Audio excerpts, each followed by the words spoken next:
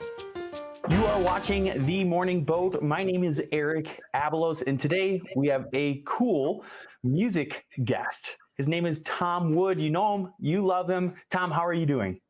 Fine, thank you. Thanks for having me, Eric. Of course, of course. So there's been not a lot of activity with musicians around town.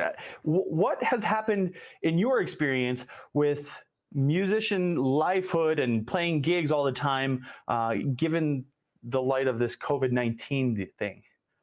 It's been rather shocking. It happened really abruptly and has a lot of people without income streams and playing at home, updating their song lists, learning new songs, and trying to keep things rolling. I'm doing a lot of recording and writing right now at First String Music.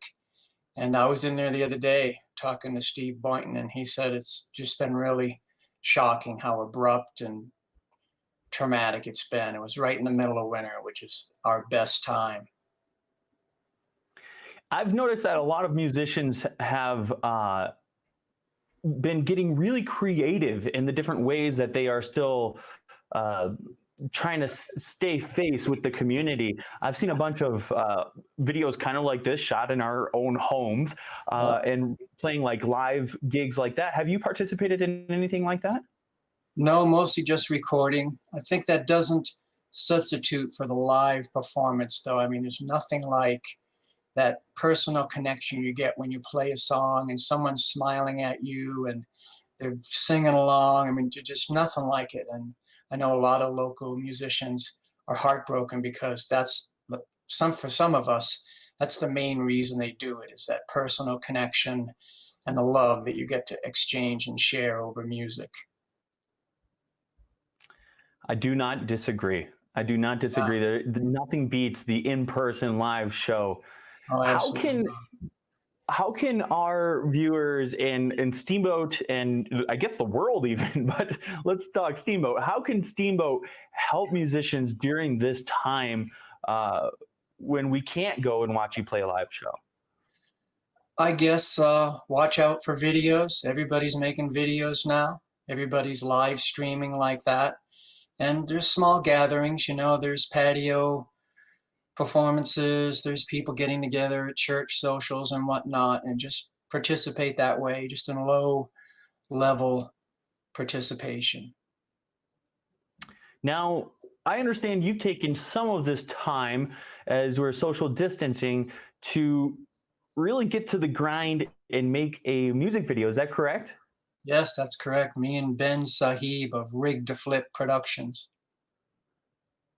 And can you tell me about that? What was that like? What was your experience like recording this music video with Ben? Oh, it was great. It was really fun. We did it down on the Barry and Deb Smith property west of Steamboat, right on the riverbank.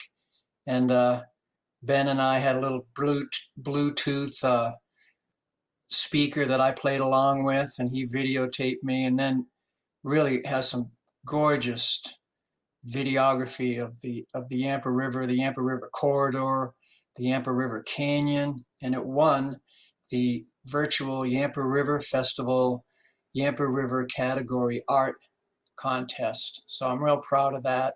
And Ben's work is just it's fantastic. It's really beautiful.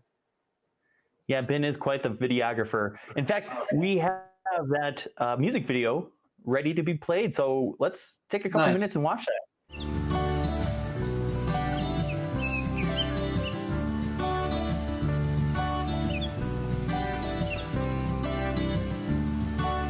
Dancing on the river is something I can do.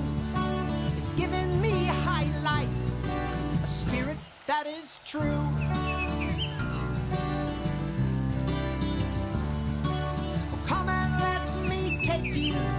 Take you by the hand. Together we'll go dancing through the surf and sand.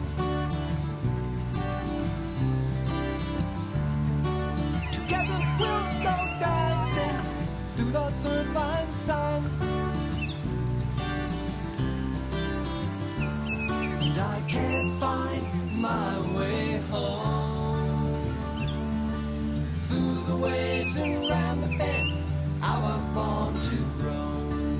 Yampa cries and calls out, how much love can you give her? Tell the truth, you know where I'll be. I'll be dancing on the river. I'll be dancing on the river. I'll be dancing on the river. I'll be dancing on the river. Like this!